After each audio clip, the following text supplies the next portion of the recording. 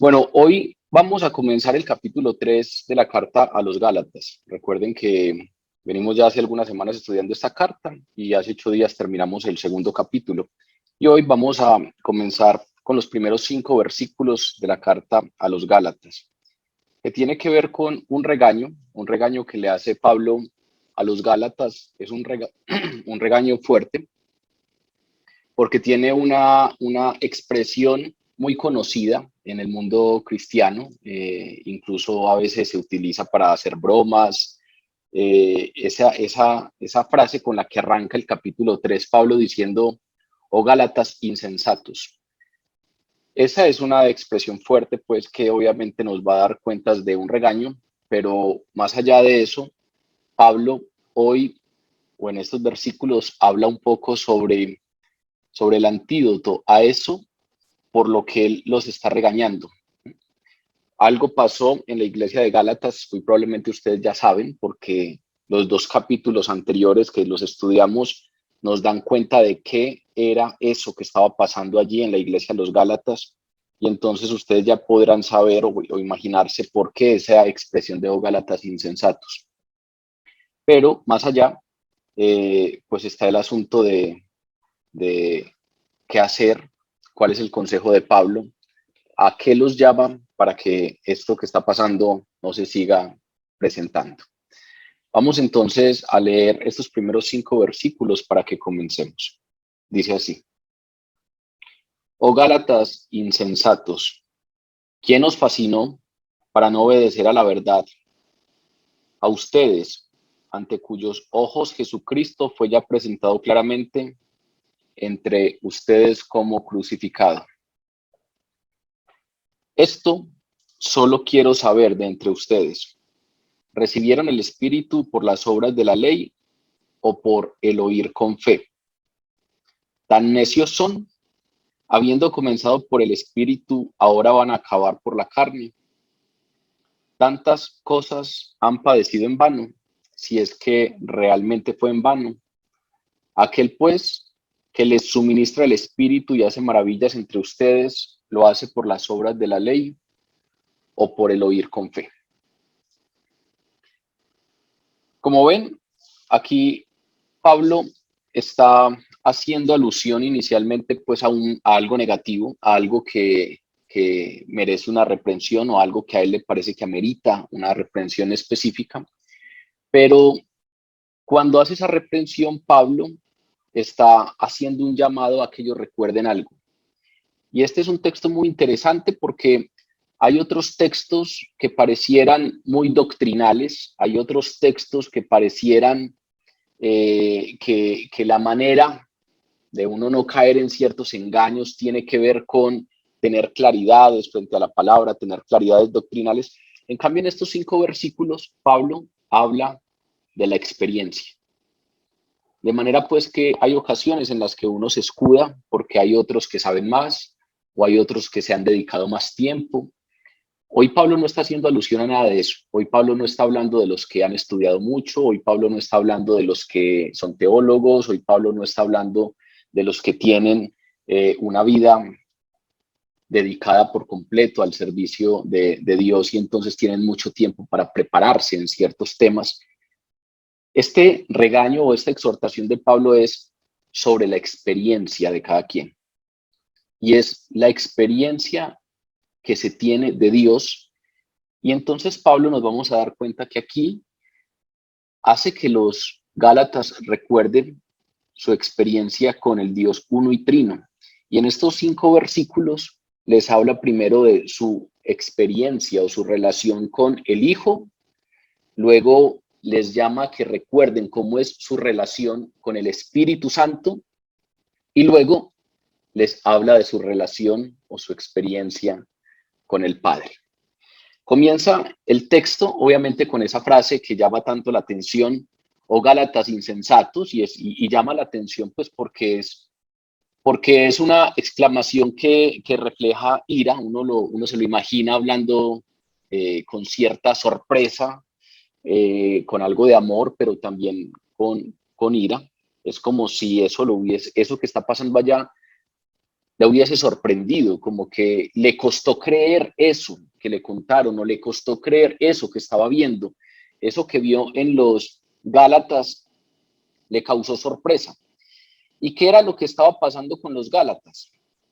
Pues recuerden que lo que nos dicen los dos capítulos anteriores es que ellos habían sido inducidos a apartarse de la creencia del Evangelio, la creencia que se les había transmitido en un principio, y se apartaron porque llegaron unos judaizantes de Jerusalén y les empezaron a mencionar. Esto suena muy repetitivo para los que vienen semana a semana entrando al grupo, pero hay que repetirlo. Pues lo que está pasando acá es que vinieron unos judíos cristianos de Jerusalén, y estos judíos cristianos consideraban que la promesa del Mesías, la promesa de Jesús, que ellos la creían, era solamente para los judíos, y entonces que los gentiles podrían creer en el Evangelio si solo si se hacían judíos, y entonces tendrían que someterse a todas las observancias de la ley mosaica, incluyendo la circuncisión.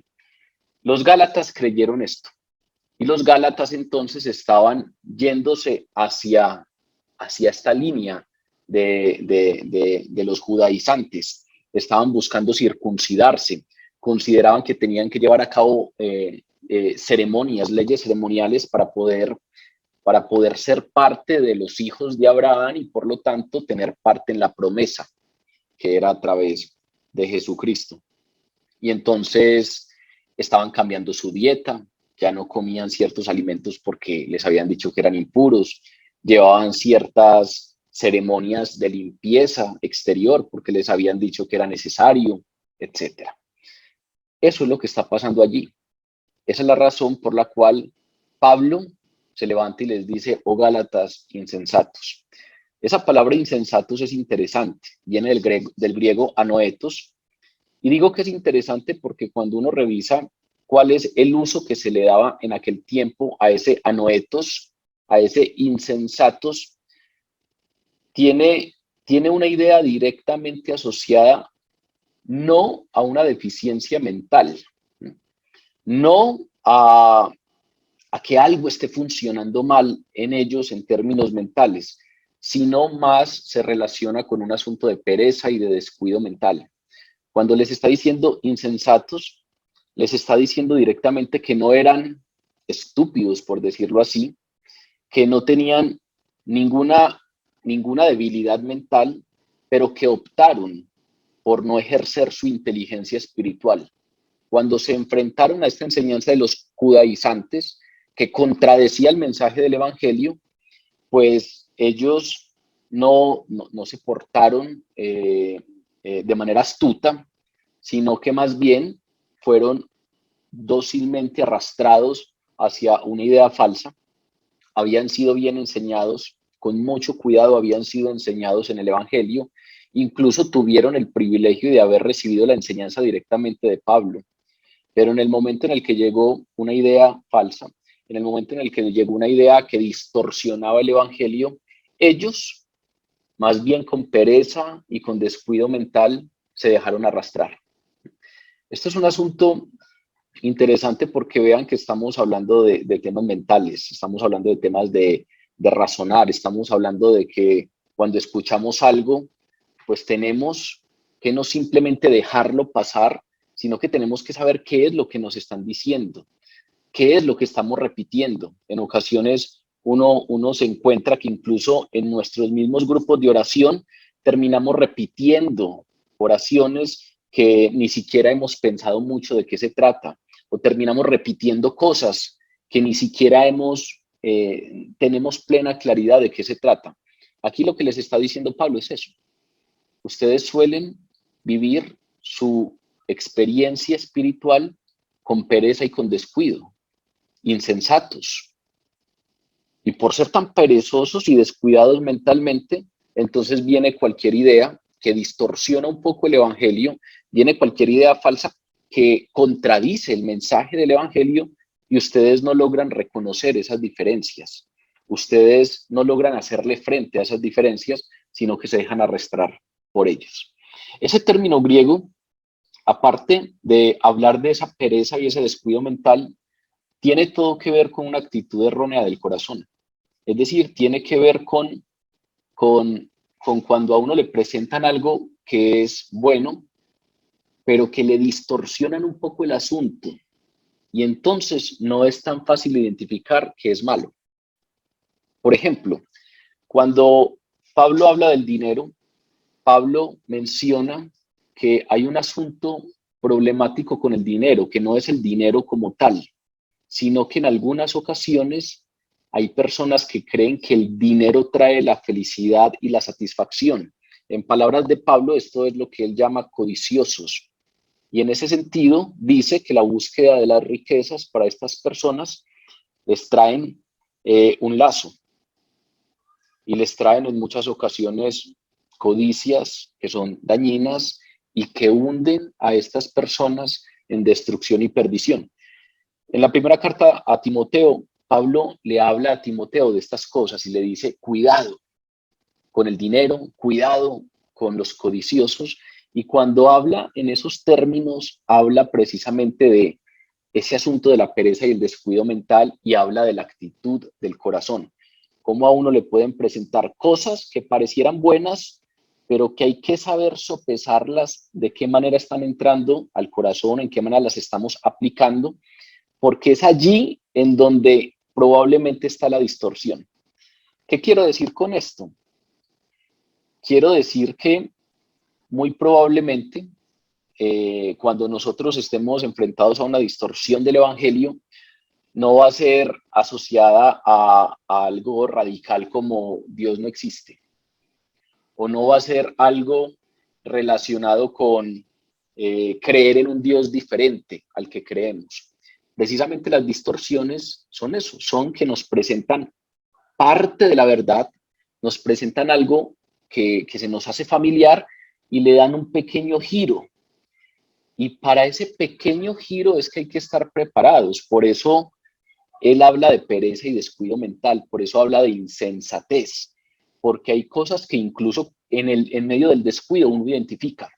Hay cosas que en medio del descuido uno sabe que contradicen lo que yo creo, pero llama a tener cuidado, así como lo hace con el dinero. Cuidado, que es que no es que sea malo, es que puede haber una pequeña diferencia por allá y en algún momento en el corazón podemos empezar a relacionar la satisfacción y la dicha y el gozo y la plenitud de vida con ese asunto del tener, y ahí es donde muy probablemente vamos a tener grandes problemas.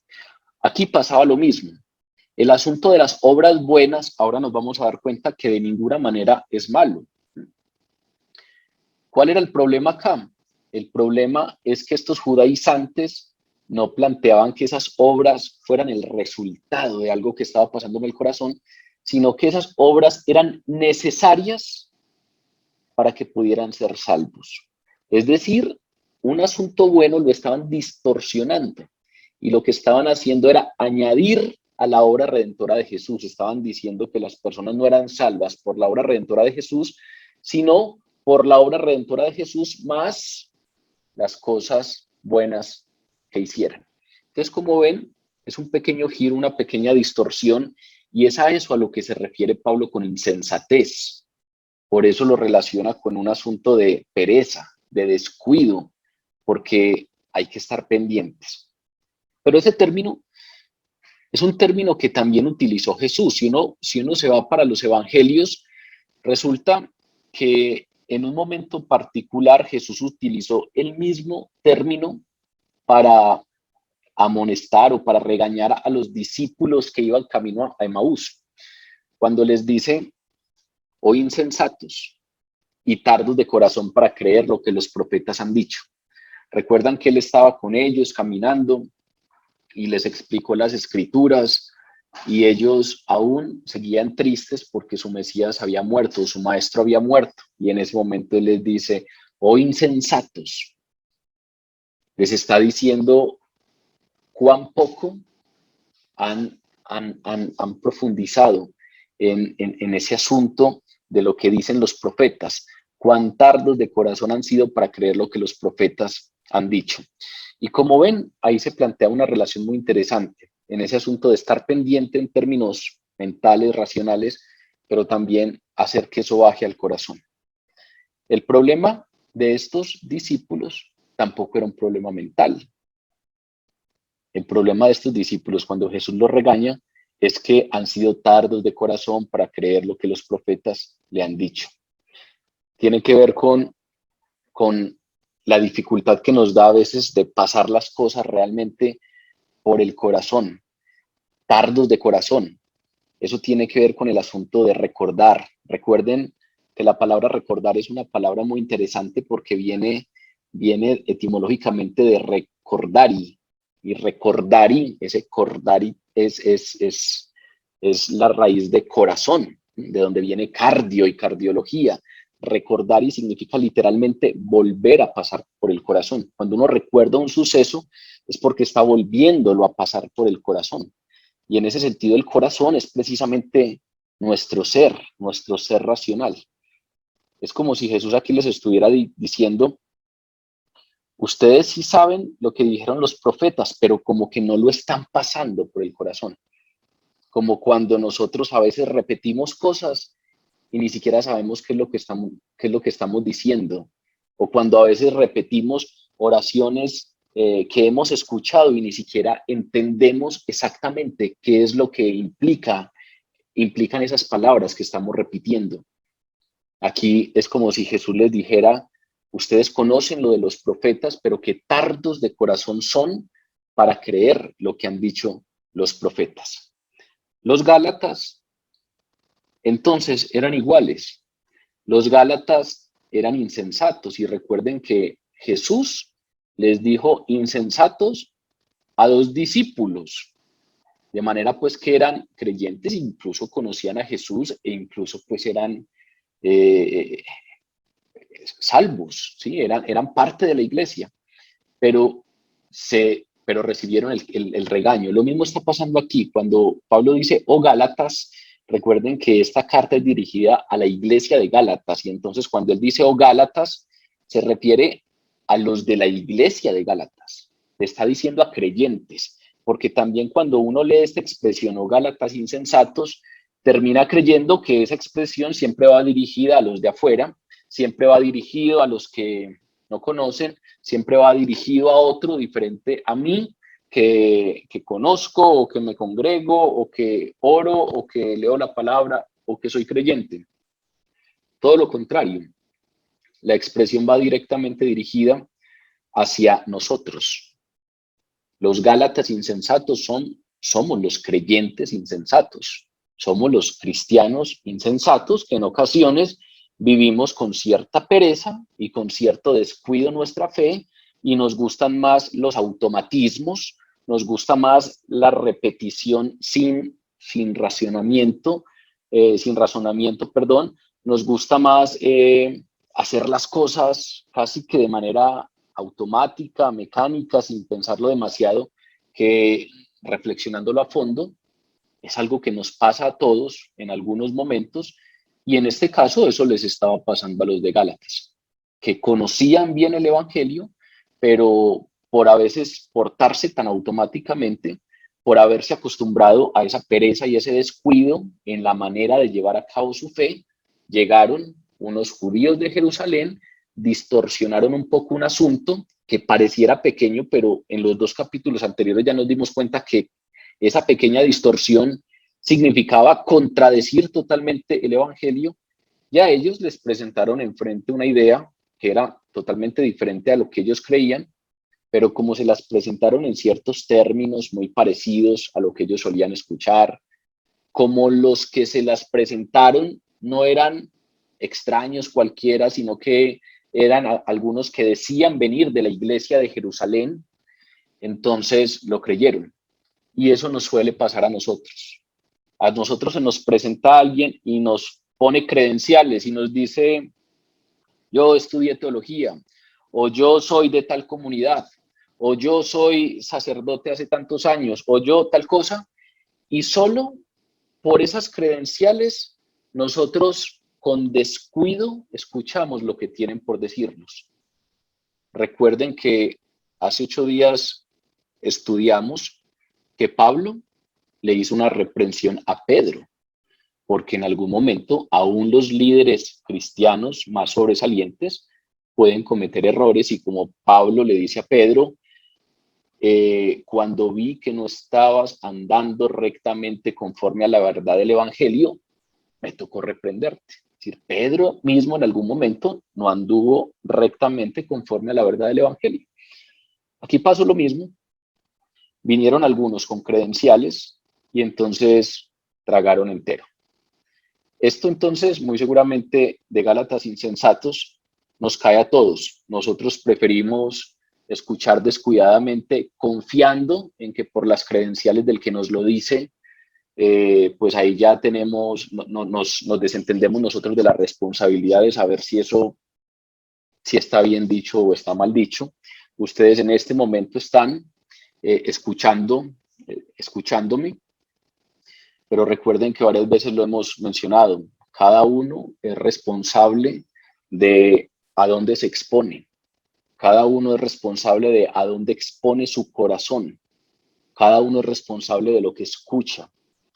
Por lo tanto, yo soy responsable de lo que digo, pero eso no les quita a ustedes la responsabilidad de estar muy pendientes y saber si todo lo que escuchan, tanto aquí como en otros lugares, efectivamente sí va acorde a la verdad del Evangelio o si hay distorsiones. Esa insensatez tenía que ver con eso. Esa insensatez tiene que ver con que los Gálatas al principio se les predicó el Evangelio de verdad, predicado por Pablo, pero no volvieron a pasar por el corazón sus convicciones, no volvieron a recordarlas. Por eso el tema del cristianismo es un asunto de recorderis, de recordari, de volver a pasar constantemente por el corazón.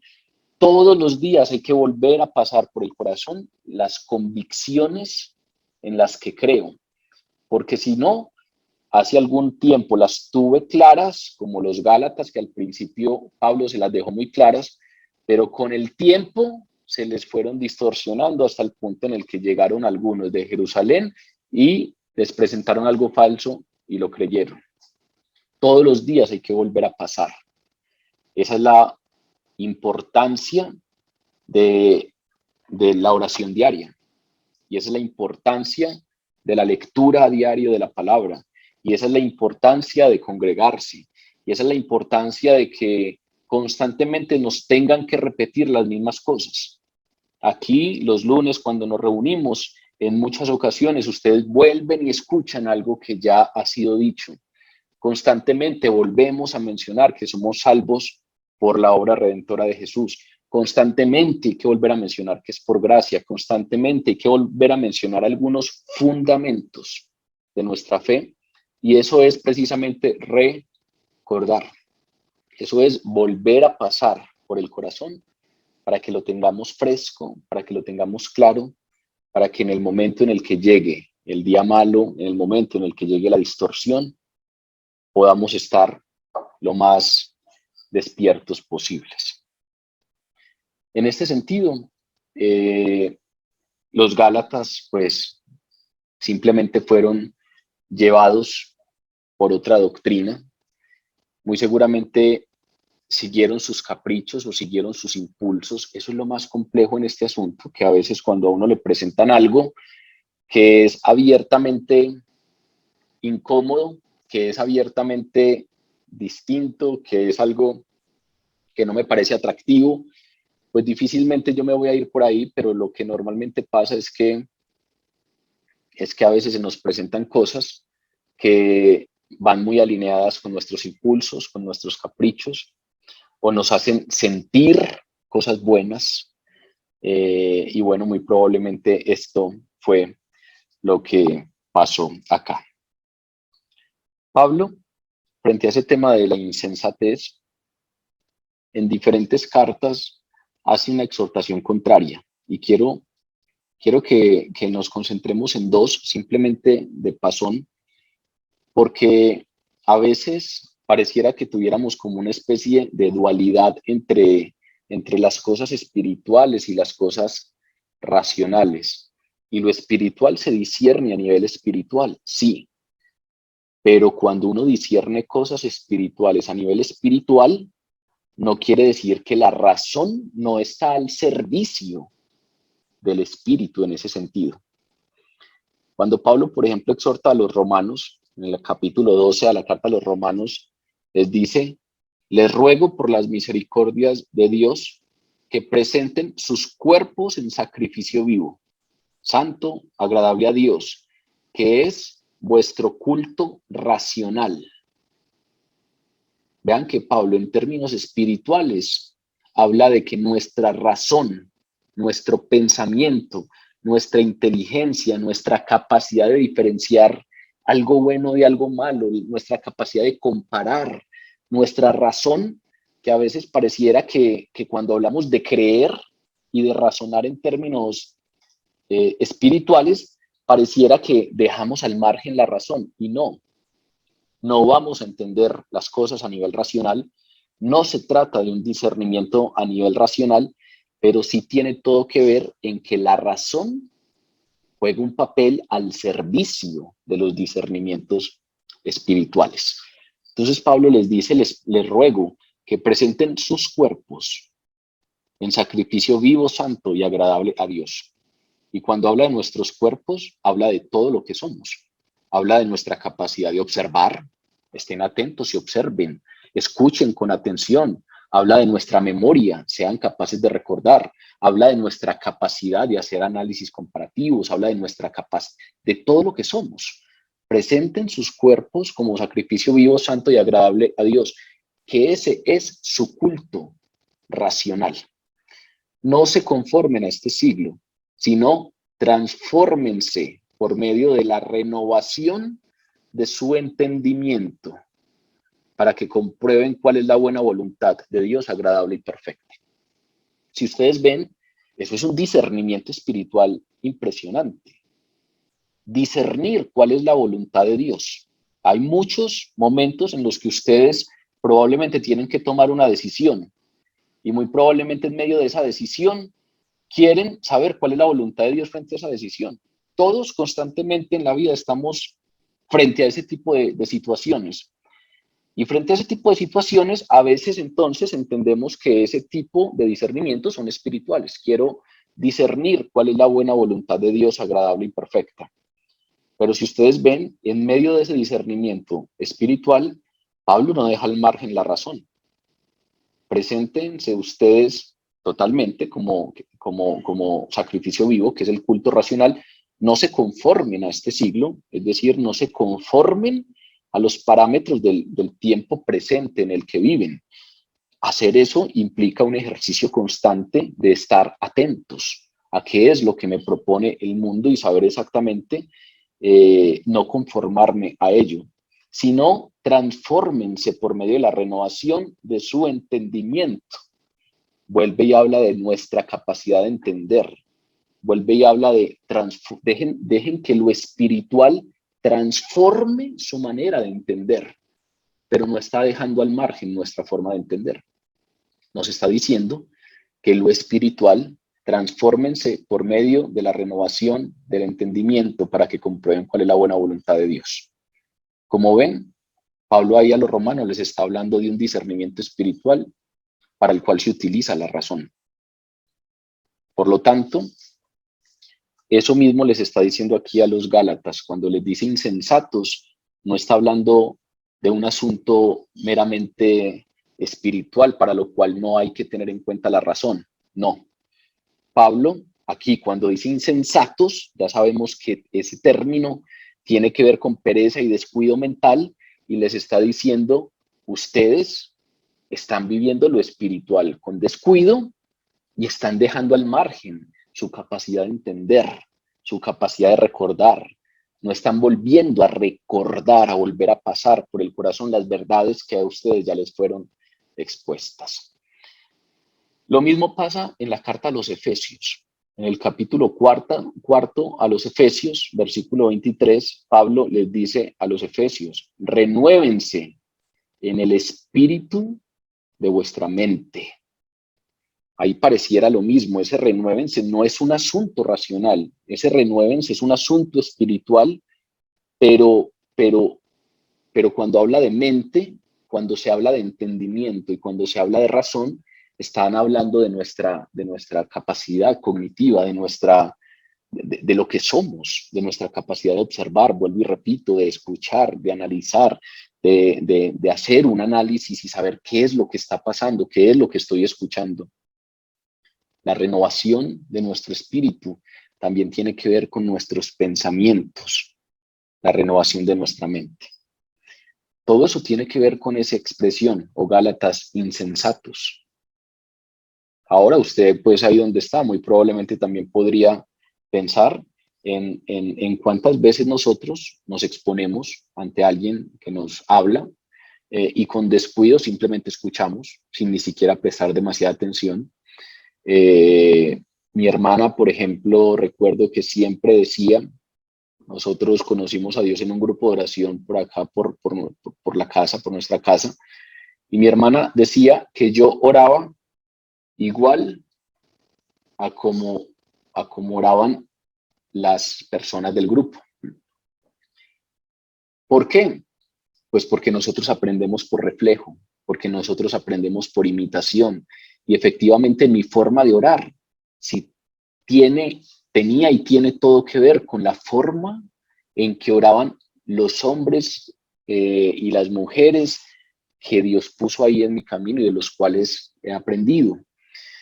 Y entonces, así como a veces por imitación y por repetición terminamos imitando y repitiendo cosas buenas, así por imitación y por repetición a veces terminamos imitando y repitiendo y creyendo distorsiones. Y muy probablemente muchas de esas cosas que repetimos y que imitamos ni siquiera las hemos discernido con justeza, con profundidad y simplemente las tragamos entero porque alguien nos las presentó. Muy seguramente todos tenemos ese tipo de situaciones, entonces la expresión de Gálatas insensatos es para los Gálatas, es para los creyentes, es para nosotros. ¿Quién los fascinó? Continúa Pablo diciendo, ¿quién los fascinó para no obedecer a la verdad? Ese término fascinó también es interesante. Es muy probable que si ustedes tienen ahí enfrente sus Biblias, en algunas de las traducciones de sus Biblias, diga quién los hechizó. Ese término fascinó es el griego vascaino y tiene que ver con precisamente encantar, tiene que ver con hechizar, pero no a través de un encantamiento, de un embrujo, no. El griego vascaino en su uso en aquel tiempo tenía que ver con cuando lo encantan a uno con engaños.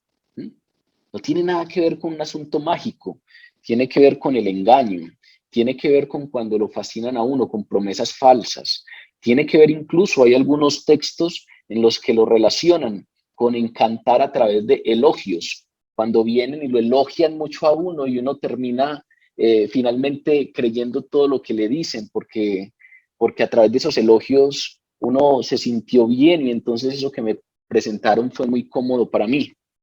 Finalmente, ese término de fascinar es un asunto de manipulación de sentimientos por encima de hechos y por encima del entendimiento de la verdad. Y eso es un asunto fundamental para lo que estamos hablando hoy y fundamental para lo que significa insensatos, porque ya sabemos que el término insensato tiene que ver con nuestra pereza mental, nuestro descuido mental, y el término fascinó tiene que ver con cuando hay cierta manipulación de nuestros sentimientos por encima del entendimiento de la verdad. Es decir, no necesariamente nos cambian la verdad, sino que la distorsionan un poco y manipulan nuestros sentimientos y a través de esa manipulación nosotros terminamos creyendo. Eso es un asunto fundamental porque, claro, así como somos seres racionales, así como tenemos capacidad de pensar y de recordar y de analizar, obviamente también nos movemos por las emociones y obviamente también nos movemos por lo que sentimos. Y entonces hay lugares en donde lo hacen a uno sentir mal y otros lugares en donde lo hacen sentir bien. Hay lugares en donde le dicen a uno de manera directa que lo que está haciendo está muy mal, y hay otros lugares en donde le dan a uno palmaditas en la espalda y lo hacen sentir a uno mejor. Y entonces, a veces el asunto de la fe se nos mueve mucho a través de ese asunto de lo que sentimos. Y entonces ese asunto de lo que sentimos es muy interesante, le tenemos que sacar provecho, tenemos que disfrutarlo, porque la fe muy seguramente también tiene un alto disfrute a través de lo que sentimos. La misma palabra dice, el Espíritu Santo da una paz y un gozo que no son racionales, pero que muy seguramente se sienten. Muy seguramente se siente esa serenidad, y muy seguramente cuando hablamos de esa paz y de ese gozo, todos nosotros lo podemos relacionar con algo que sentimos. Entonces aquí lo que está pasando con estos Gálatas es que a través de algo que tiene que ver con sus sentimientos los fascinaron. Y ahí, vuelvo y repito, tenemos que tener mucho cuidado. Yo recuerdo que durante un tiempo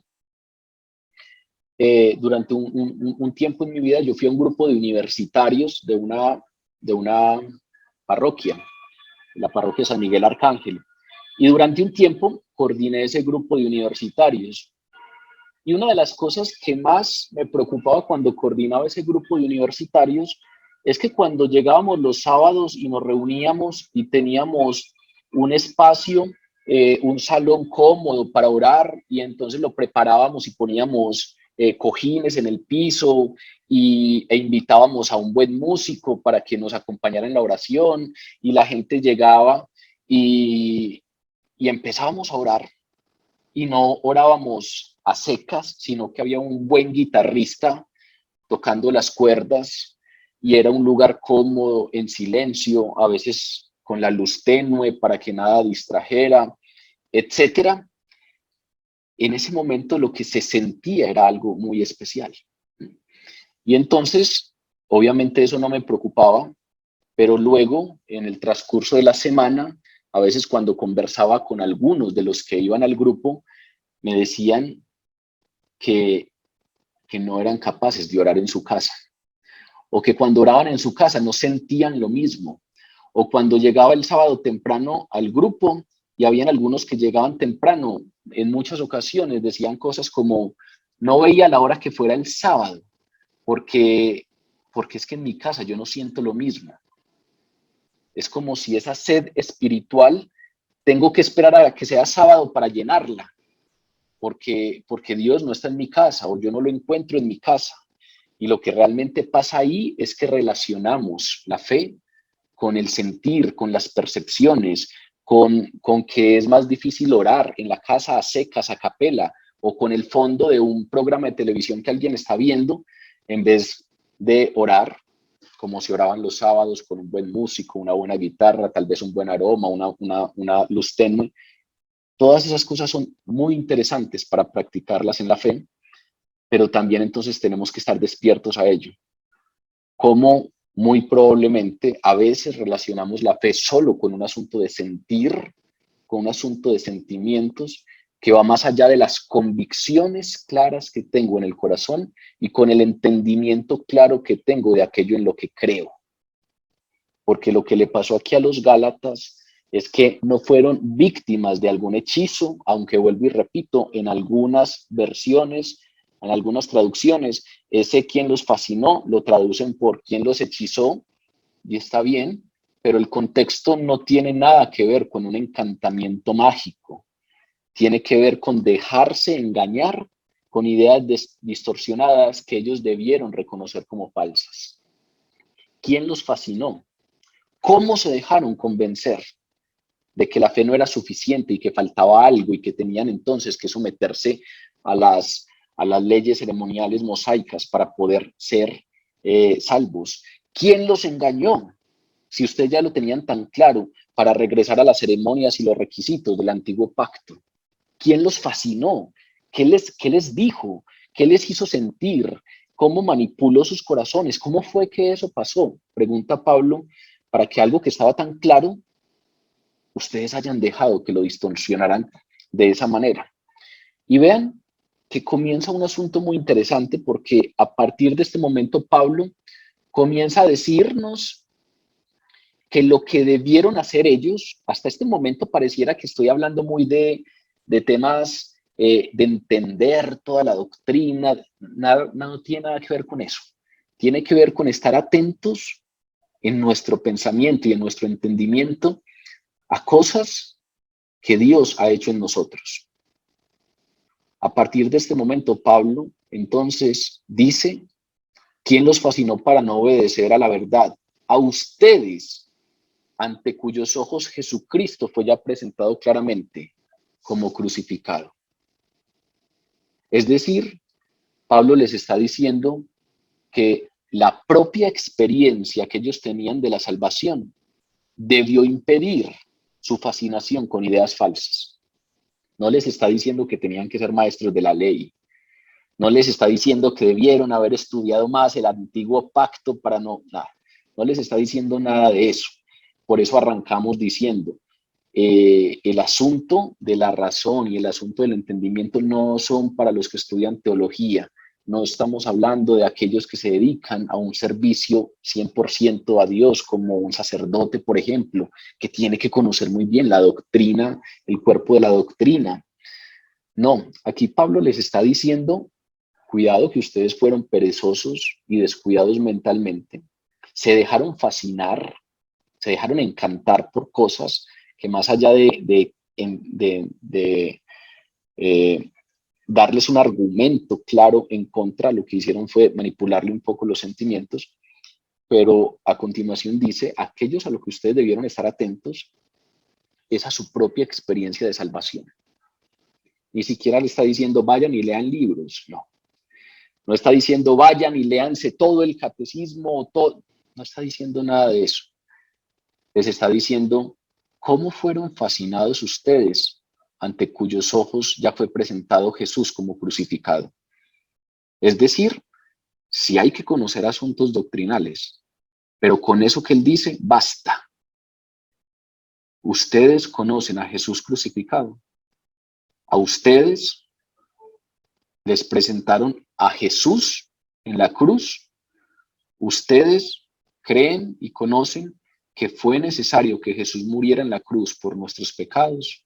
Ustedes creen que cada uno de nosotros es pecador y tenemos una insolvencia total para ganarnos la salvación por mérito propio, pero Jesús cogió el acta de nuestros pecados, la clavó en la cruz y luego se acostó en esa cruz y murió por nosotros, y ahora su justicia nos alcanza. Eso es presentar a Jesús crucificado. Eso es presentar a un Jesús que tuvo que haber muerto en la cruz. Era necesario, porque si no, nosotros no seríamos salvos. La cruz no es un accidente, la cruz no es un hecho anecdótico, la cruz es el centro de la vida cristiana. Jesús crucificado es el centro de la vida cristiana, porque sin ello no hay redención. Eso es lo que Pablo les dice: ustedes ya lo sabían. No les está diciendo tenían que conocer todas las profecías, no. A usted ya se les presentó a Cristo crucificado. ¿Cómo los encantaron? ¿Cómo los fascinaron si ustedes ya conocían a Jesús crucificado? Su propia experiencia de salvación.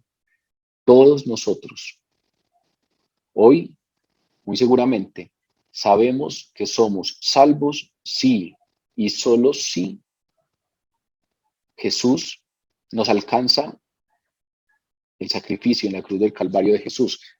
Somos salvos solo porque Jesús murió en la cruz y nos baña con su sangre y cubre nuestros pecados. Eso no tiene que ver con un ejercicio intelectual. Eso tiene que ver con la experiencia de salvación. Si usted ha experimentado la salvación, ¿cómo se dejó fascinar? Le dice Pablo a los Gálatas. Si ya han experimentado la salvación, ¿cómo se dejaron fascinar? Ellos ya habían experimentado la verdad transformadora del Evangelio de Cristo crucificado. Eran personas ante quienes ya se había presentado claramente el Evangelio. Ya se les había enseñado que Jesús vino y murió por nuestros pecados. Habían visto con claridad el significado de la cruz. Eso era suficiente para que no hubiesen sido fascinados. Usted y yo muy seguramente sabemos eso, y muy seguramente no necesitamos saber más que eso. pero necesitamos saber eso con plena conciencia. Necesitamos que eso sea una convicción en el corazón y necesitamos recordarlo constantemente, todos los días, volverlo a pasar por el corazón. Estoy aquí, puedo levantar una oración delante de Dios y mi oración es escuchada solo porque Jesús murió por mí. En algún momento eso, al parecer, que era tan claro al principio, se les olvidó a los Gálatas. Ante ustedes ya fue presentado. Ese término es muy interesante. Cuando uno revisa el término original de ese ya fue presentado, ese presentado es el griego prograpo y hace referencia a cuando se colocaban carteles oficiales grandes en las plazas de mercado o en los lugares públicos para que todos los ciudadanos lo leyeran. Hoy en día nos van a hacer un comunicado. ¿Recuerdan cuando nos comunicaban que íbamos a estar en cuarentena? O ahora que comunicaron que a partir de tal fecha se abre la vacunación para tal número de personas, o cuando nos comunican una decisión específica que se va a tomar frente a un caso particular. Los niños vuelven al colegio o no. Nos comunican a través de correo electrónico, nos comunican a través de la televisión, nos comunican a través de muchos medios. En esa época, lo que hacían las autoridades para comunicar decisiones oficiales era coger grandes carteles y los pegaban en los lugares más visitados, las plazas de mercado o algún lugar público bien frecuentado, para que todos los ciudadanos estuviesen enterados. Esa acción de colocar esos carteles inmensos allí es prograpo. Y eso es lo que está diciendo Pablo. Eso es presentar, es decir, anunciar claramente para que todos vieran. En sentido figurado, Pablo aquí les está diciendo, ustedes Gálatas ya han tenido ante sus ojos carteles inmensos sobre Jesucristo y su obra redentora. Ya ante sus vistas se han puesto carteles inmensos. ¿Cómo fue que se dejaron fascinar? Y esos carteles lo que estaban hablando era de un Jesús crucificado. Es decir, esos carteles estaban dando claridad al respecto de que no era necesario ningún otro ritual, ninguna otra ceremonia, ninguna otra regulación era necesaria, porque no hay nada que añada, que pueda añadir o completar lo que Jesús hizo en la cruz. Esa es la obra perfecta de redención. No hay nada que haya que añadirle. No hay nada que haya que complementar. Él no dejó algo incompleto. Presentar a Jesús crucificado es presentar la obra completa de redención. Y eso es lo que se les presentó. Y ahora vinieron los judaizantes a decirles, no, pero Jesús no lo dejó completo. Hace falta que ustedes se circunciden. Y hace falta que usted se comporte de X manera. Y hace falta que usted se bañe de X manera. Y que usted coma esto. Y que usted viva de esta manera. Y entonces ellos se dejaron distorsionar el asunto. Como ven, Pablo da un primer antídoto. Ustedes fueron engañados. ¿Cómo fueron engañados si ustedes tenían esto? Cuando dice eso, nos está señalando el primer antídoto. El primer antídoto es, ¿cómo fueron engañados si ustedes ya tenían una experiencia de la redención? Ustedes ya conocían la obra del Hijo. Ustedes pueden tener una relación con Jesús. Ustedes lo aceptaron como Señor y Salvador. El antídoto 1 es la relación con el Hijo y tener plena convicción de nuestra redención. Para eso, vuelvo y repito, no se necesita que lean un montón de libros cristianos, no se necesita. Todo ese tipo de cosas las hacemos porque tenemos hambre y sed de conocer más a Dios. Pero el antídoto frente a esa insensatez y a esa fascinación que tuvieron los Gálatas es su propia experiencia de redención. Muy probablemente entonces usted ahí donde está tiene todo lo necesario.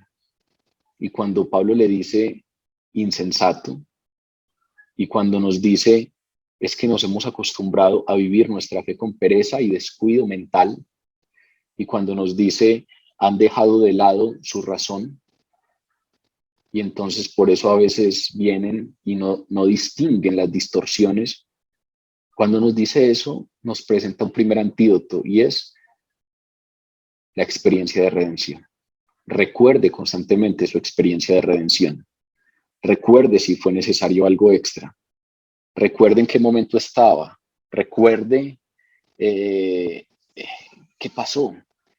Recuerde si Dios le exigió algo o si efectivamente usted al recordar eso puede entender plenamente que solo por gracia Dios le entregó todo a cambio de nada. No exigió nada y nos lo entregó todo. La experiencia de redención.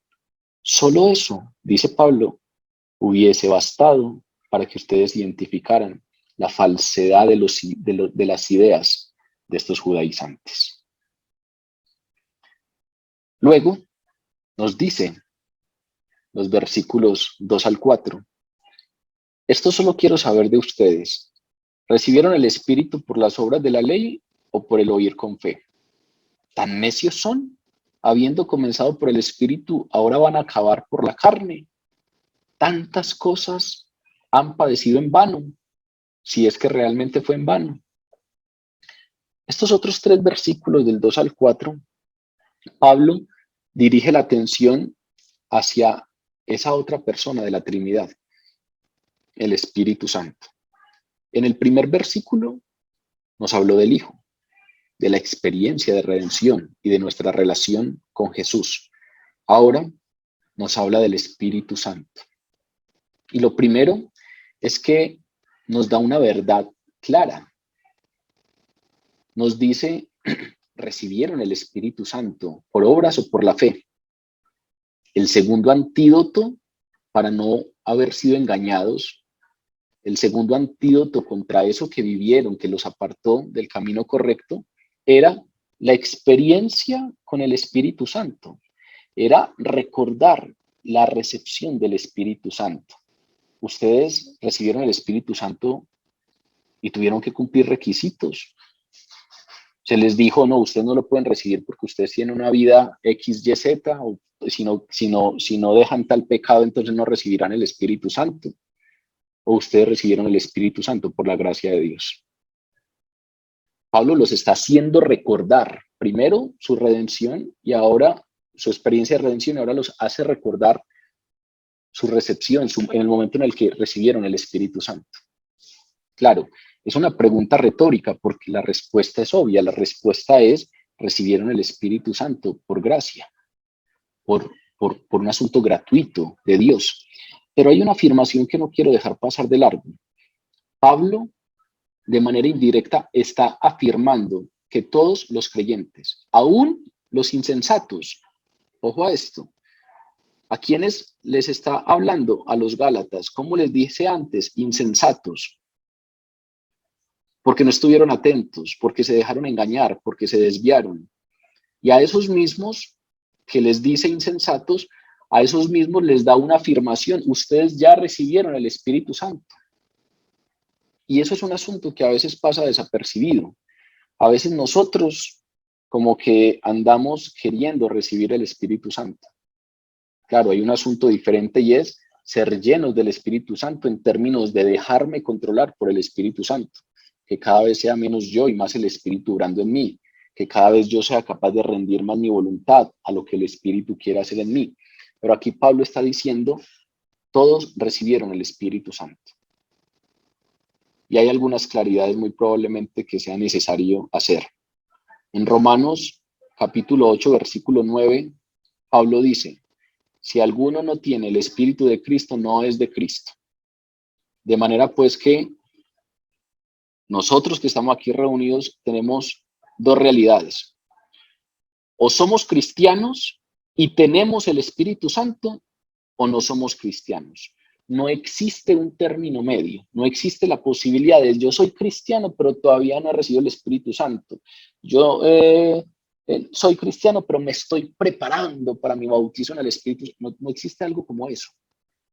Existe que nosotros, en un camino de santidad, se forje nuestro carácter y cada vez seamos más dóciles al obrar del Espíritu Santo, del cual ya estamos llenos.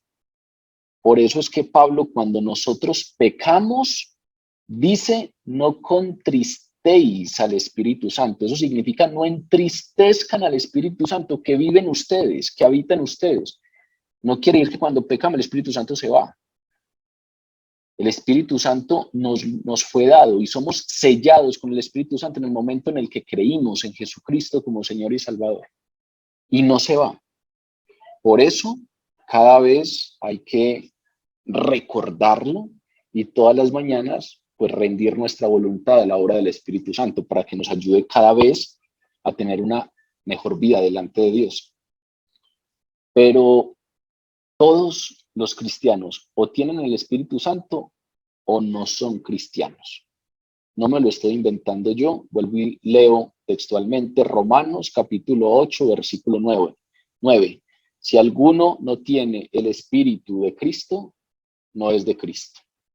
Pero aparte de Pablo, el apóstol Juan dice lo mismo. En la primera carta de Juan, capítulo 4, versículo 13, nos dice, nosotros conocemos que permanecemos en Jesús y Él en nosotros, en que nos ha dado su Espíritu.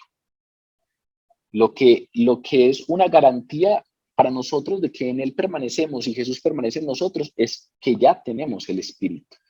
En otras palabras, está diciendo, al que no le ha sido dado el Espíritu, no permanece en Cristo y Cristo no permanece en él. Está diciendo exactamente lo mismo de Pablo. Si alguno no tiene el Espíritu, no es de Cristo. Nadie puede tener el Espíritu Santo sin ser cristiano, sin tener la salvación. Y nadie carece de la presencia del Espíritu Santo siendo cristiano, creyendo en Jesús. Porque precisamente el Espíritu Santo, con el Espíritu Santo fuimos sellados. Recuerden que Pablo le dice a los efesios, ustedes fueron sellados con el Espíritu Santo de la promesa, que es las arras de nuestra herencia, hasta la redención de la posesión adquirida. En otras palabras, recuerden que ya lo hemos conversado, arras significa algo que se entrega de manera anticipada antes de que se dé la consumación total del hecho.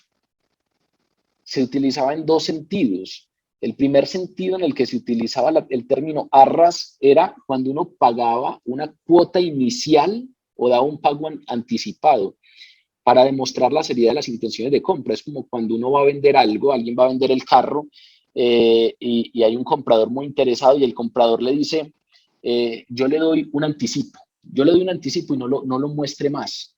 Y ese anticipo da la certeza de que hay seriedad en esas intenciones. Pero aún más interesante que este sentido del pago anticipado, se utilizaba para el tema del compromiso. Cuando dos novios se comprometían, se daban las arras, que eran las moneditas, con lo cual el uno le decía al otro, no me voy a quitar.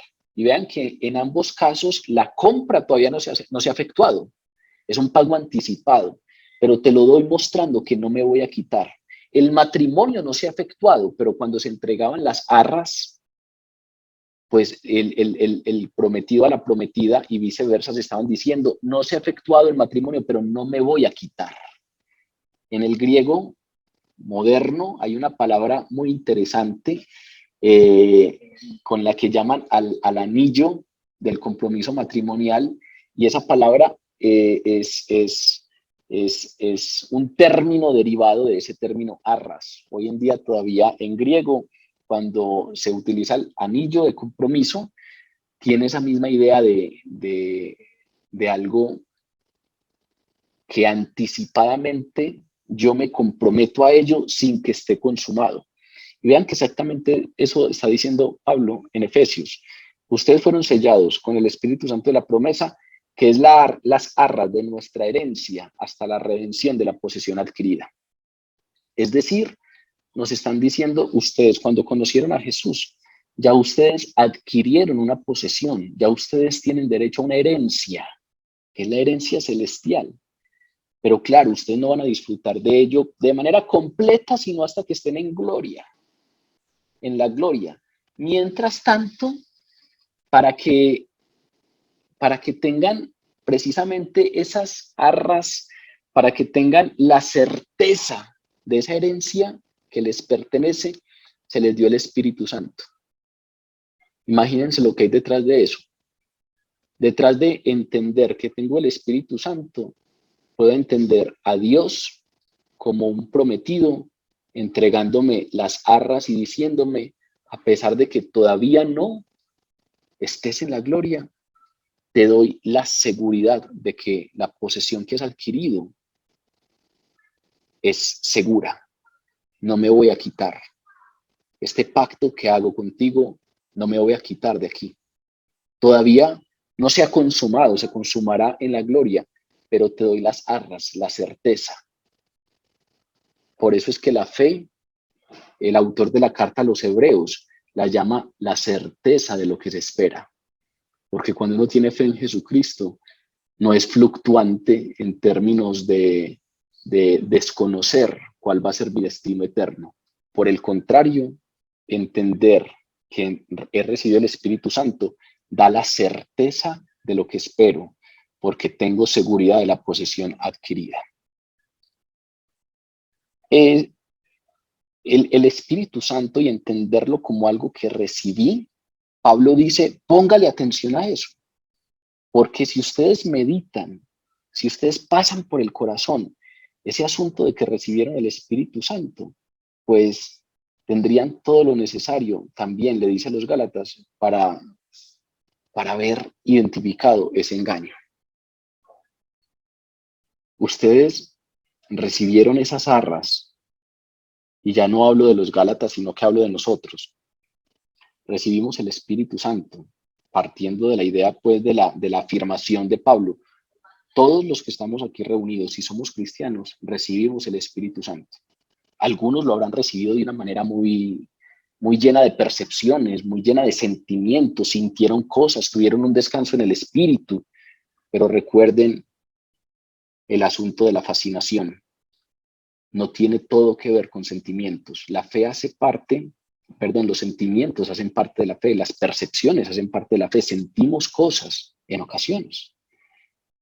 Pero así como la razón se sujeta al espíritu, los sentimientos se sujetan al espíritu, no el espíritu a los sentimientos. No es que el espíritu solo obre cuando siento. Y entonces hay veces oro y siento muchas cosas. Y hay veces que oro y no siento nada. Pero mi fe es la misma y tengo fe en que ambas oraciones fueron levantadas delante del trono de gracia y favor de Dios, y el Señor las escucha y esas oraciones arrebatan respuesta, porque sé que puedo entrar delante de su trono confiado por la obra de Jesucristo. Sienta cosas o no sienta, sienta cosquillitas o se me paren los pelitos de las manos o no. La fe no está sujeta a los sentimientos. Entonces, esa primera observación de Pablo es fundamental. Todos recibimos el Espíritu Santo. En algunos casos, ese recibir el Espíritu Santo vino acompañado de sensaciones y de sentimientos. En otros, no. Entonces, vuelvo y repito, algunos tuvieron una experiencia un poco más dramática, o tuvieron un descanso en el Espíritu, o tuvieron algún tipo de experiencia teofánica, etcétera. Pero el hecho de que usted no haya vivido o experimentado eso, no invalida la palabra. Si usted es cristiano, en usted habita el Espíritu Santo. Ahora, basados en esa certeza, ¿usted recibió el Espíritu Santo por gracia o fue necesario que hiciera algo? Eso les está preguntando Pablo a los Gálatas. Esto solo quiero saber de ustedes. ¿Recibieron el Espíritu por las obras de la ley o por el oír con fe? Simplemente por fe.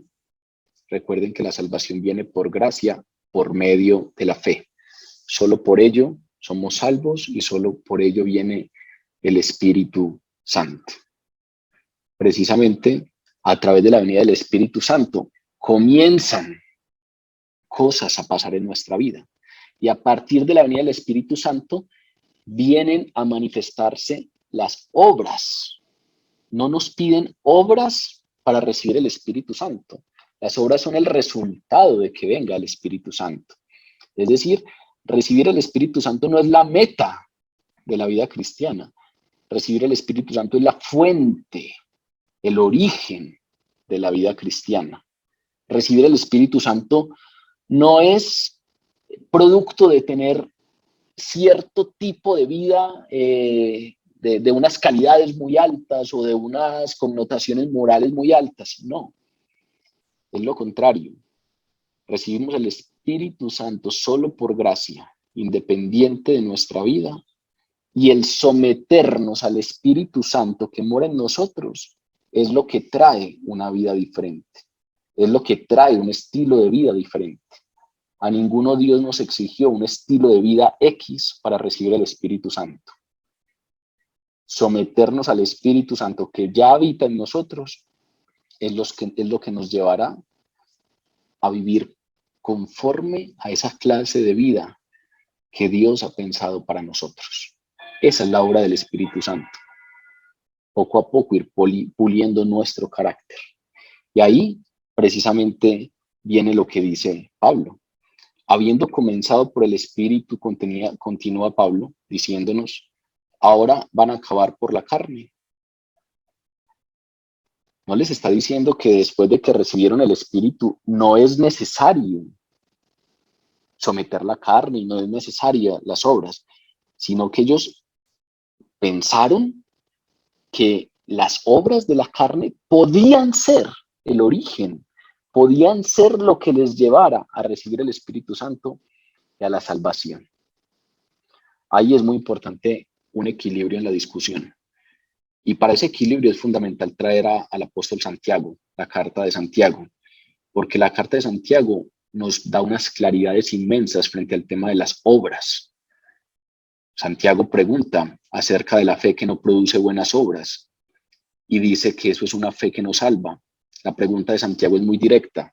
Carta de Santiago, capítulo 2, versículo 14 dice, ¿de qué aprovecha a alguno decir que tiene fe y no tiene obras? ¿Podría esa fe salvarle? Y ese tipo de preguntas a veces como que lo distorsionamos un poco y creemos que Santiago nos está diciendo que las obras son las que traen la salvación. No, pero Santiago sí está diciendo algo muy claro. ¿De qué aprovechará alguno que dice que tiene fe sin obras? Es decir, está hablando de una clase de fe que no va acompañada de obras. Lo que está diciendo entonces en términos generales es que la fe, si no tiene obras, es muerta en sí misma, porque las obras verifican la salvación. En cada uno de nosotros, por gracia, pasó algo. Recibimos el Espíritu Santo y somos salvos. Pero si después de que creemos haber vivido eso o decimos haber vivido eso, nuestra vida sigue igualita, Santiago dice, no me vengan a hablar de ese tipo de fe porque ese tipo de fe no salva. En otras palabras está diciendo, ese tipo de fe es un invento de cada quien, pero la verdadera fe que salva sí o sí produce obras. Y eso no nos lo está diciendo solo Santiago, recuerden que lo estudiamos en Juan.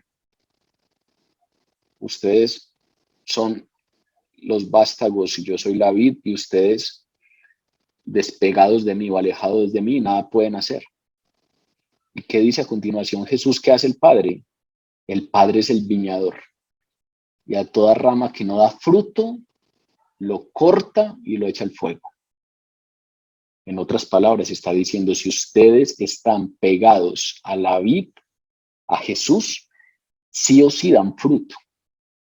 Esa es otra afirmación básica, un principio cristiano básico. El primero que hemos visto hoy es, todo cristiano sí o sí tiene el Espíritu Santo. Y el segundo es, todo aquel que tiene el Espíritu Santo sí o sí produce frutos dignos de arrepentimiento, porque esa es la obra del Espíritu Santo, producir frutos dignos de arrepentimiento. Entonces es importante equilibrar la conversación, porque de ninguna manera hablar de este tipo de cosas es decir que podemos vivir de cualquier manera. Lo que está diciendo aquí Pablo es, ninguno de ustedes tiene la salvación por obras. Eso es por pura gracia. Ninguno de ustedes reciben el Espíritu Santo por obras. Eso es por pura gracia. Pero una vez tienen el Espíritu Santo, ese Espíritu Santo produce en ustedes obras. porque precisamente esa es la fuente de la vida cristiana. Y entonces una supuesta fe, una supuesta relación con Dios que no produce obras, que no tiene evidencia en las obras, está diciendo Santiago, me tomo mis reservas. No creería mucho en ese asuntillo. Presénteme su fe sin obras y yo le presentaré mi fe con obras. Y pregunta, ¿su fe podrá salvarle? Ese tipo de fe en el que usted cree que no tuvo ningún efecto sobre su vida, ¿le salvará?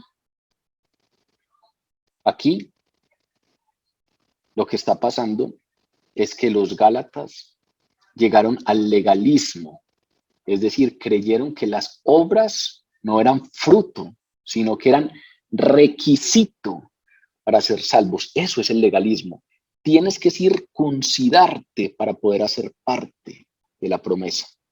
Eso es legalismo. Y esa fue la distorsión con la que engañaron a los Gálatas.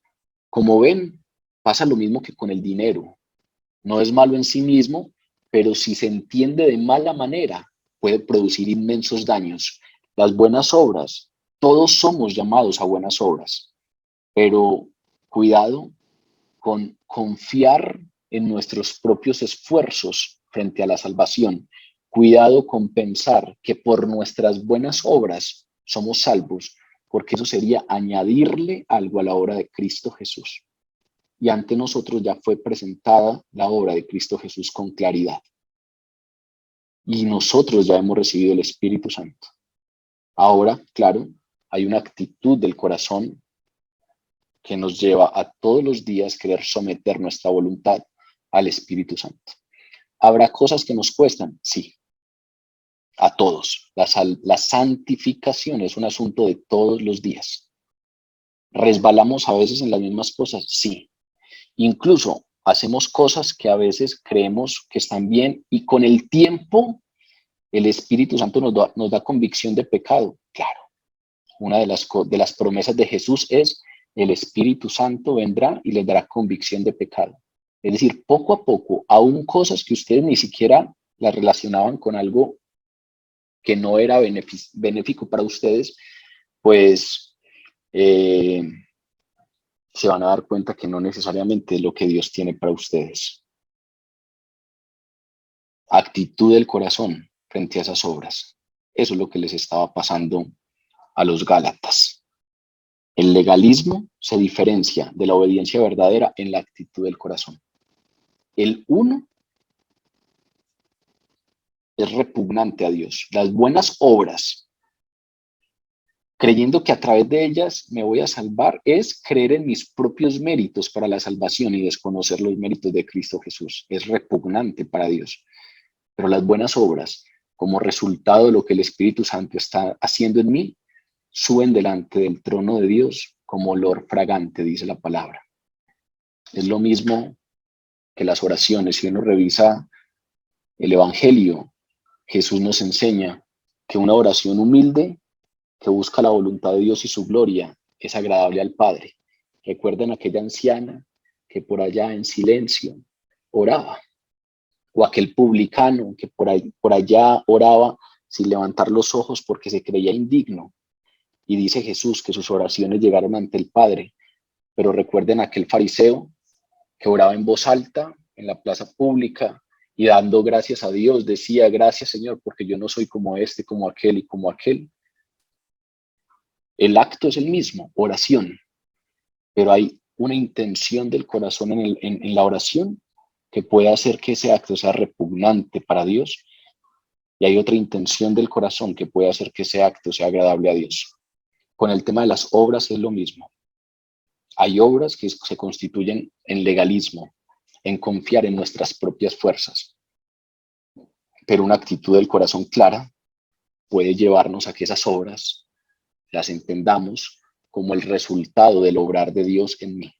No me lo pide como un requisito, sino que es un fruto de lo que Él está haciendo en mí. Si ven, Pablo por ahora nos ha hablado de un problema que hubo en Gálatas, de insensatez de los Gálatas, y los antídotos que nos está planteando tienen que ver con la experiencia del Hijo y con la experiencia del Espíritu Santo. Esa frase que sigue a continuación precisamente nos habla de esa experiencia. Tantas cosas habéis padecido en vano. Y ese término padecido es la traducción del griego pasó, y en términos generales, cuando a nosotros en castellano nos dicen padecido, casi siempre creemos que es algo relacionado con dolor, con penuria, padecer, pero realmente el término griego original alude simplemente al concepto general de la experiencia humana. Padecer algo es experimentar eso. Yo ya padecí lo que es tener tal enfermedad. Claro, eso es una experiencia relacionada tal vez a dolor y penuria. Pero pueden haber otros padeceres en términos, como se utiliza el término griego, que tienen que ver simplemente a la experiencia general humana, al haber pasado por ahí. Padecer es pasar por esa experiencia, a no ser que el contexto indique dolor o una pena específica. Si lo revisamos aquí en este contexto, en ningún momento se nos habla de un dolor o de una pena específica. Entonces se nos está hablando de la experiencia de algo.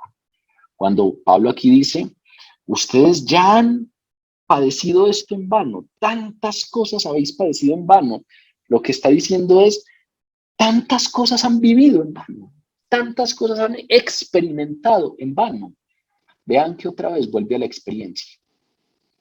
No nos está hablando de conocimiento intelectual, no nos está hablando de haber leído X, Y, Z, nos está hablando de poner la razón y los sentimientos al servicio de lo que experimentamos en Dios y tener plena certeza y conciencia de aquello que hemos vivido en Dios. Si ustedes son conscientes de cómo fue su redención, tendrán puntos fuertes para que no sean engañados con distorsiones. Si ustedes tienen plena conciencia y convicción de cómo recibieron el Espíritu Santo, tendrán todo lo necesario al momento de que vengan y enfrenten una idea falsa o distorsionada. Y termina el texto diciendo, aquel pues que les suministra el Espíritu y hace maravillas entre ustedes, ¿lo hace por las obras de la ley o por el oír con fe? Y si revisamos, aquí Pablo pasa, si revisamos con detalle, nos damos cuenta que Pablo pasa a esa tercera persona de la Trinidad. Nos habla de la experiencia y la relación con el Hijo, la experiencia y la relación con el Espíritu Santo, y ahora pasa a la experiencia y a la relación con el Padre. ¿Y por qué digo que esta tercera apelación que hace Pablo habla de la experiencia con Dios Padre? Porque dice aquel que suministra el Espíritu y hace maravillas entre ustedes. Y si uno revisa con detenimiento la palabra, se da cuenta que el que suministra el Espíritu Santo es el Padre. Jesús dice claramente, les conviene que yo me vaya, porque si me voy, Dios Padre enviará el Espíritu, que es el Consolador. Pero fuera de eso, antes de ascender a los cielos, Jesús les dio una orden a sus discípulos. Les mandó a que no saliesen de Jerusalén. Si ustedes leen con detenimiento el capítulo 1 de Hechos, Jesús le manda a sus discípulos, no se vayan de Jerusalén, sino esperen la promesa del Padre. Todas las alusiones que hace Jesús al envío del Espíritu Santo relaciona esa alusión con que es el Padre el que envía el Espíritu. El Espíritu es la promesa del Padre. Y aquí Pablo está hablando de aquel que suministra el Espíritu. De manera pues que nos está hablando del Padre y nos está hablando de lo que el Padre hace en nosotros. Nos suministra el Espíritu. Ese término es muy interesante porque el término que utiliza Pablo para hablarnos de suministrar, que es el griego epichoregeo, no es suministrar de cualquier manera, es proveer en abundancia, proveer con gran generosidad. ¿Quién es el que les da a ustedes generosamente el Espíritu? El Padre. Y digo que es en abundancia o con generosidad, porque ese epichorejeo, cuando uno revisa escritos de la época, se utilizaba para grandes suministros. Por ejemplo, las personas adineradas que patrocinaban las artes o que patrocinaban todos los gastos asociados a las producciones de las obras del teatro griego, o incluso en algunos textos está relacionado con el voto que hace un prometido de amar y cuidar con extremo fervor a su futura esposa. Entonces no es un suministro para cualquier cosita, no es un suministro para comprar una pequeñez. Se habla solamente cuando es un suministro de material muy grande o cuando es un compromiso total, un compromiso de yo suministraré protección y amor y cuidados a mi futura esposa con todo lo que soy. Por eso hablo de que es una provisión en abundancia y con alta generosidad y con un compromiso total. Ese es el término que utiliza Pablo aquí cuando habla de lo que hace el Padre. Y fuera de eso, dice que es el que hace maravillas en nosotros. El Padre es el que hace maravillas en nosotros. El Padre es el que obra en nosotros con poder. El Padre es el que a través del Espíritu Santo nos transforma.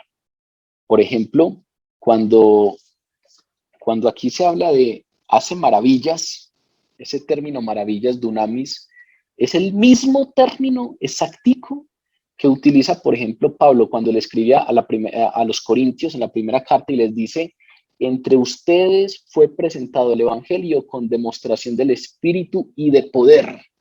Es decir, cuando entre ustedes se presentó el Espíritu, se presentó con demostración del Espíritu y con las maravillas que hace Dios. Ese tipo de maravillas, ese poder para transformarnos, para hacer cosas en nosotros y a través de nosotros, es de lo que está hablando Pablo en este caso. Y nos está diciendo, el que les da el Espíritu y hace todo eso en ustedes es el Padre. Ahora, les hace la pregunta. Aquel que les suministra el Espíritu y hace maravillas entre ustedes, ¿lo hace por las obras de la ley o por el oír con fe? Es decir, ¿lo hace por las obras de la ley o lo hace por gracia?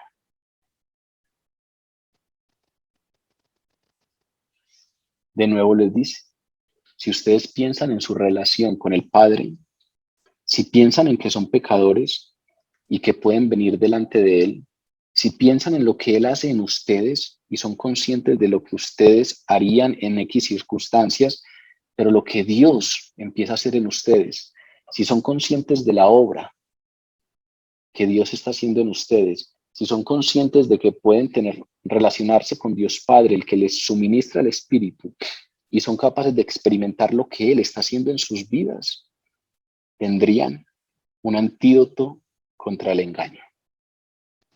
Como ven, hay un asunto ahí fuerte en la iglesia de Galacia. Se estaban dejando engañar con judaizantes que venían con ideas legalistas desde Jerusalén, cristianos judíos que estaban distorsionando el evangelio, muy seguramente sin intención, sino que eran apegados a sus antiguas costumbres y creencias. Y los gálatas se dejaron engañar. Gálatas insensatos, les dice Pablo. ¿Cómo fue que pasó esto entre ustedes? Si ante ustedes ya fue presentado Cristo crucificado, si ustedes recibieron el Espíritu Santo y pueden ser conscientes de que no lo recibieron con requisito alguno, sino por gracia. Y si ustedes hoy pueden pensar en aquel que les suministra el Espíritu y en las obras que Él hace en ustedes, y pueden darse cuenta que no es por las obras de la ley, sino por la gracia, sino por el oír con fe. Como ven, los antídotos que presenta Pablo son: ¿cómo es su relación con Dios? ¿Qué tan automática es? ¿Usted es un autómata delante de Dios? ¿Usted viene y ora de manera automática? ¿Usted dice Padre, Hijo y el Espíritu Santo de manera automática? ¿O usted es consciente de cómo fue su redención? ¿Usted es consciente que ante usted ha sido presentado Cristo crucificado y entiende claramente lo que eso significa?